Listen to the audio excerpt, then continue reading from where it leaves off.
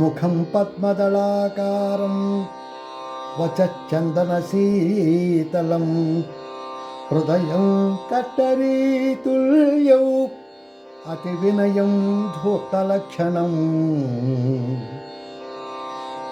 ముఖం చూస్తే చాలా అందంగా ఉంటుంది, చాలా అందగాడు, మళ్ళీ మళ్ళీ చూడాలనిపించేటటువంటి ముఖం. చందన శీతలం, వాడి మాట ఎలా ఉంటుంది, మంచి గంధంలాగా చల్లగా ఉంటుంది, మలయమారుతుంలాగా ఎంతో ఆనందంగా ఉంటుంది ఆ మాటలు వింటుంటే. కానీ వాడి హృదయం కత్తరీతుల్యం, కత్తిలాగా పదునుగా ఉంటుంది. ఏదో దోచుకోవాలి, మోసం చేయాలి అనేటటువంటి ఉద్దేశంతో వచ్చిన వాడి యొక్క లక్షణాలు చెప్తున్నాడు మనకి ఈ శ్లోకంలో. అతి వినయం ధూర్త లక్షణం, మళ్ళీ వాడికి అతి వినయం. ఈ శ్లోకం మా చిన్నప్పుడు ఒక కథ ఉండేది, ఆషాఢభూతి అనేటువంటి ఒక కథ.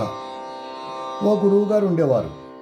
ఆ గురువుగారు ప్రతి గ్రామాల్లోనూ తిరిగే హరికథ అయితేనో, పురాణాలు అయితేనో, పురసంగాలు అయితేనో ఏమో చేసి జీవనభృతి ఆయనకి. ఆ డబ్బంతా, అలా వచ్చిన డబ్బంతా కూడా తన బొంతలో దాచుకునేవాట ఆయన. ఎందుకంటే అప్పట్లో ఆయన ఊరూరు తిరుగుతూ ఉంటాడు కదా, ఈ డబ్బంతా కూడా బొంతలో దాచుకునేవాడు ఆయన. ఆ బొంత మాత్రం వదిలిపెట్టేవాడు కాదు ఆయన, ఎందుకంటే అందులో డబ్బు ఉంది కదా మరి పాపం. ఇది గమనించాడు ఒక దొంగ. వెంటనే వాడు ప్లాన్ వేశాడు. వాడి యొక్క లక్షణాలన్నీ కూడా ఇవి. ఏమిటి, వాడు చాలా అందంగా ఉన్నాడు, ఆ దొంగాడు బాగానే ఉన్నాడు. చక్కగా ఈ గురువుగారి దగ్గరికి వచ్చి చాలా ఆనందంగా మాట్లాడడం, అందంగా మాట్లాడడం. అయ్యా గురువుగారు, మీరు చాలా గొప్పవారు, మీ యొక్క పురాణం వింటుంటే నన్ను నేనే మర్చిపోతాను, ఎందుకు ఈ జీవితం అంతా కూడా అనిపిస్తూ ఉంటుందండి. మీలాంటి వాళ్ళ దగ్గరికి వచ్చి మీ పాదసేవ చేసుకుంటే కొన్ని పాపాలైనా పోతాయేమో మాకు, ఇలా అందంగా మాట్లాడటం మొదలెట్టాడు. గురువుగారు సరే అనుకున్నాడు, కానీ నమ్మలేదు. సరే అనుకున్నాడు. మెల్లిమెల్లిగా ఈ యొక్క వయుడు, ఈ ముష్కరుడు మెల్లిగా గురువుగారికి దగ్గర అయ్యాడు. 10-15 రోజులైంది, నెల అయింది. మెల్లిగా ఈ గురువుగారు వీడి మీద నమ్మకం కుదిరింది. అంతగా నమ్మలేదు, కానీ మెల్లిగా తన దగ్గర ఉండడం మొదలెట్టాడు. ఆ పని ఈ పని చెప్పడం మొదలెట్టాడు. కాళ్ళు నొక్కించుకున్నాడు, తల నొక్కించుకునేవాడు, చేతులు నొక్కించుకునేవాడు, కూరగాయలు తెప్పించుకునేవాడు. అలాగా తన ఇంటిలో ఒక మనిషిలాగే మొత్తానికి ఈ దొంగ మారిపోయాడు. కొన్నాళ్ళు గడిచాక వీళ్ళు ఒక ఊరు నుంచి వేరే ఊర్లోకి వెడుతున్నారట. వెడుతుంటే దారి మధ్యలో ఈ ఆషాఢభూతి, ఈ దొంగ పేరు ఆషాఢభూతి, ఈ దొంగ హఠాత్తుగా గురువుగారితో అన్నట్ట, అయ్యా గురువుగారు ఆగండి, కొంప మునిగిపోయింది అన్నట్ట. ఏమైందిరా బాబు అన్నట్ట. ఏమండి, నిన్న రాత్రి మనం ఇంట్లో పడుకున్నాం కదా, వాళ్ళ ఇంట్లో ఆ చీపురు పూతుకు ముళ్ళు ఒకటి నా పంచి గుచ్చుకుందండి, వాళ్ళది నా దగ్గరికి వచ్చేసింది నా కూడా అన్నట్ట. గురువుగారు ఆశ్చర్యపోయాట. మధ్యాహ్నం పోయినా పోయింది ఏమిటి, ఏదైనా వస్తువో లేకపోతే డబ్బో లేకపోతే మరోటో అయితే మనం బాధపడాలి, కానీ పూతుకు ముళ్ళు కింద ఏమైపోయిందిరా, అక్కడ పక్కన పారేసేసరా అన్నట్ట. ఆషాఢభూతి అన్నట్ట. అయ్యా గురువుగారు, మీరే అలా చెప్తే ఎలాగండి గురువుగారు, మీరు నన్ను మందలించాలి, ఎలాంటి వచ్చినప్పుడు వేరే వాళ్ళ వస్తువు పరాయి వస్తువు పాముతోటి సమానం కదా, నేను వాళ్ళ దగ్గర ఈ పూతికి మిల్లు వాళ్ళ ఇంట్లో పెట్టేసేసి వచ్చే వరకు నాకు నిద్ర పట్టదు, నా మనసుకు తృప్తి లేదండి అన్నట్ట. గురువుగారు ఆశ్చర్యపోయాట. వీడు చాలా గొప్పవాడు అనమాట అనుకున్నాడు పాపం మనసులో. సరేరా అన్నాడు. వీడు వెనక్కి వెళ్ళాడు, ఎక్కడో అరగంట కాలక్షేపం చేశాడు. మెల్లిగా మళ్ళీ గురువుగారి దగ్గరికి వచ్చిన, అయ్యా నడవండి అన్నారు.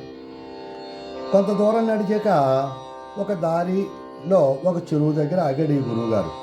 అప్పుడు ఈ ఆషాఢభూతితో అన్నట్ట, నాయన ఆషాఢభూతి, పాపం ఈయనకి పూర్తిగా నమ్మకం కలిగేసింది ఈ ఇన్సిడెంట్ తోటి.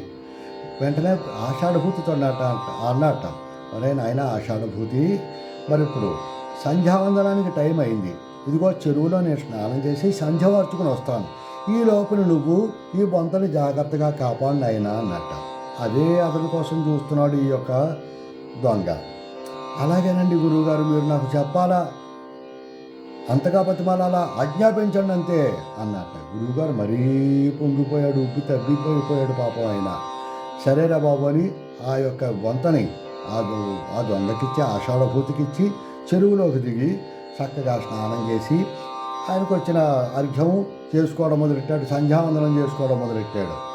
ఈ దొంగ ఆ బొంతతోటి ఈ ఆషాఢభూతి ఉడాయించాడు. ఈ యొక్క గురువుగారు 5-10 నిమిషాల తర్వాత, పావు గంట తర్వాత కళ్ళు తెరిచి వెనక్కి తిరిగి చూసిన ఆయన, ఆషాఢభూతి ఉన్నావా అన్నాడు. ఎక్కడ ఆషాఢభూతి? ఆషాఢభూతి లేడు, వాడి చేతిలో బొంత లేదు.